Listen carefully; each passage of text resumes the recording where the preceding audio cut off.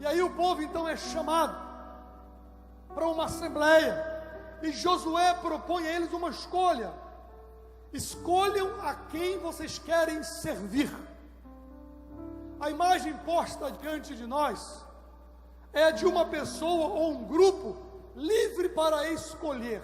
Sempre digo isso: livre para escolher, mas obrigado a servir. Você tem liberdade de escolha, mas você tem obrigação de serviço. Nós estamos num momento de pandemia, no sentido de igrejas sem poder reunir o povo, muitas pessoas em casa sem poderem vir para o templo, e muitas pessoas estão, agora me permita espiritualizar, contextualizar a primeira história que eu contei. Muitas pessoas estão buscando refazer o contrato com Deus de acordo com com seus próprios interesses. Ah, Senhor, hoje não deu, né? Também não está tendo culto, também eu não estou indo para a igreja, e acabam se prendendo à fé dentro do templo, e perdem a responsabilidade dos trabalhos, dos cultos. Continuamos fazendo cultos online, escola dominical, trabalho, continua o trabalho, mas as pessoas vão levando, vão tentando refazer o contrato. E essa história de Josué, eu gosto muito dela, porque ela retrata a situação do ser humano, flutuando sempre entre dois pontos, flutuando sempre entre duas influências, de certa forma irresistíveis: o bem ou mal. O ser humano fica flutuando entre uma coisa e outra, fica flutuando entre os pensamentos, entre o reino de Deus e o reino do Satanás, o reino do inimigo. E há uma escolha a ser feita, e essa escolha é inevitável, e ela vai se traduzir em um acordo. Ela vai se traduzir em um acordo, e este acordo tem aplicações inevitáveis. Nós somos livres para escolher, mas somos obrigados a servir. E ela tem três coisas. Por exemplo, ela envolve uma escolha, e essa escolha não está entre servir ou não servir. Essa escolha não está em servir ou não servir. Essa escolha está a quem servir. Que servir um ou outro a humanidade vai, mas a sua escolha é a quem você serve. Se você é músico, se você canta, se você prega, seja o que for, você vai servir de alguma forma, ou a um ou a outro, mas que você vai servir, você vai. E a escolha de quem serve é você que faz. Então a primeira coisa é sobre a escolha. Não está entre servir ou não servir. Eu não escolho se eu quero servir ou se eu não quero servir, mas eu escolho a quem eu vou servir. Há uma liberdade, mas essa liberdade não é de se fazer o que quer. A liberdade não é o direito de se fazer o que se quer, mas sim uma liberdade de se fazer o que se deve. Não é entre fazer, não é o direito de fazer o que se quer, mas o que se deve. Essa é a liberdade de se fazer o que se deve. E tem muita gente querendo liberdade para fazer o que der na telha. Tem muita gente dizendo que quer liberdade, mas na verdade são escravos dos seus próprios desejos, dos seus próprios interesses. Então há uma escolha que não está entre servir ou não servir, mas a quem servir. Há uma liberdade, mas a liberdade não é o direito de fazer o que se quer, mas o que se deve. E há uma decisão, e essa decisão resultará num acordo que exigirá compromisso com a parte escolhida. Há uma decisão, e a decisão que você tomar vai te prender, vai resultar num acordo que exigirá compromisso com a parte que você escolheu. Então vamos pensar em termos de contrato, conforme eu iniciei. Vamos pensar em termos de contrato. Primeiro, a liberdade do contrato é uma liberdade consciente. Josué chama o povo e diz: Se vos parece mal, escolhei. Nós vamos estar na terra prometida. Deus nos livrou do Egito, Deus nos abençoou no deserto, Deus nos prosperou, Ele cumpriu a palavra dEle, nós estamos nesta terra, mas vocês precisam fazer uma escolha. Vocês vão servir os deuses da além do rio, vocês vão servir os deuses dos seus pais, vocês vão servir os deuses do Egito, ou vocês vão servir o Senhor que vos tirou da terra do Egito. É uma liberdade consciente. Se vos parece mal servir ao Senhor, escolha hoje quem você serve. Josué dá a liberdade para que eles escolham. É uma liberdade consciente, também é uma liberdade responsável. A escolha é sua. É como se Josué estivesse dizendo: você tem liberdade, mas escolha de forma consciente. Porque você escolhendo a quem você vai servir, você vai ser obrigado a servir quem você escolheu.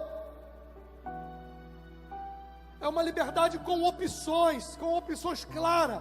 Ou os deuses a quem serviram os vossos pais, ou os deuses dos amorreus, ou o Senhor, o seu Deus, que vos tirou da terra do Egito. Então essa liberdade precisa ser consciente, ela é consciente, ela é responsável, e ela diz que ela tem opções claras. É uma liberdade que lhe dá opções. Quem você quer? O Deus dos amorreus, dos egípcios, dos seus pais, ou o Deus que te tirou do Egito? Não é possível, em outras palavras, Josué está dizendo, não é possível ligar-se aos dois proponentes. Não é possível servir a Baal e a Javé. Não é possível. Assim como Elias, no Monte Carmelo, desafiou e disse: escolham a quem você vai servir. O Deus que responder com fogo a gente serve. Mas você, Jezabel, você, Acabe, ou quem quer que seja, não pode servir os dois. Não é possível ligar-se aos dois proponentes, e também não é possível não se ligar a nenhum deles. Não há um terceiro caminho. Não há um terceiro caminho. Existem dois caminhos. Dois. São dois caminhos. E não é possível ligar-se aos dois proponentes, nem deixar de ligar-se a um deles. Rejeitar a um é ligar-se ao outro. Sabe por quê? Porque esse contrato requer exclusividade. Esse tipo de contrato que eu estou lendo aqui em Josué 24, esse contrato requer exclusividade. Quem você vai servir? E esse contrato, o contrato tem essa liberdade que eu disse de escolha. E esse contrato tem uma gravidade. A gravidade do contrato, tem as cláusulas dele. Depois nós vamos ver os termos. Versículo 19 ao 23, ele diz assim: então Josué disse ao povo: não podereis servir ao Senhor, porquanto é Deus santo, é Deus zeloso, que não perdoará a vossa transgressão, nem os vossos pecados, se deixardes o Senhor e servirdes a deuses estranhos. Então se tornará e vos fará mal, e vos consumirá depois de vos fazer bem. Então disse o povo a Josué: não, antes ao Senhor nós serviremos. Josué disse ao povo: sois testemunhas contra vós mesmos, de que vós escolheste o Senhor para servir. E eles disseram: somos testemunhas. É um contrato, tem até testemunha. É um contrato que o povo assina e o povo testemunha. Um contrato. É um contrato exclusivo. Versículo 19 de novo: não podereis servir ao Senhor e aos outros deuses. É exclusivo.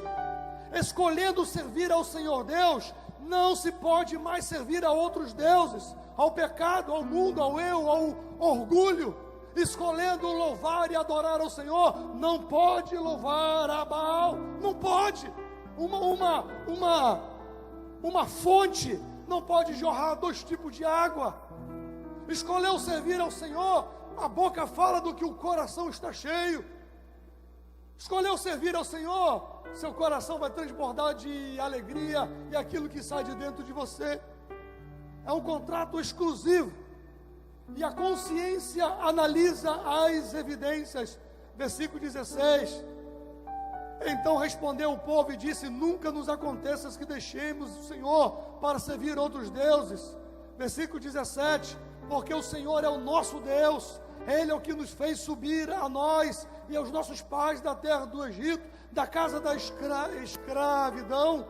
Há uma consciência lógica que analisa a quem nós vamos servir. Não, eles dizem: nós vamos servir aquele que fez por nós. Hoje eu posso dizer: nós vamos servir a quem? Aquele que morreu na cruz do Calvário para o perdão dos nossos pecados. Eu vou servir aquele que se entregou no meu lugar. Estamos próximos aí, estamos naquilo que se diz Semana Santa pela cristandade. Na sexta-feira, que se chama de Sexta-feira Santa, há 2000 anos atrás, Jesus Cristo foi martirizado, morreu na cruz, sofrendo pelo perdão dos nossos pecados. Então a consciência analisa os fatos e entende aquilo que Cristo fez. E ela verifica. Os judeus disseram: Ele nos fez subir da terra do Egito. O Senhor nos trouxe até aqui nesta noite. O Senhor nos salvou, mudou a nossa história. Como diz Paulo aos Gálatas, Paulo diz, em outras palavras, eu fico parafraseando o que Paulo diz, ele fala: eu fico surpreso que vocês tão rapidamente abriram mão do Evangelho. Paulo escreve aos Gálatas, e às vezes eu fico surpreso com uma pandemia dessa, que você abre mão do Evangelho,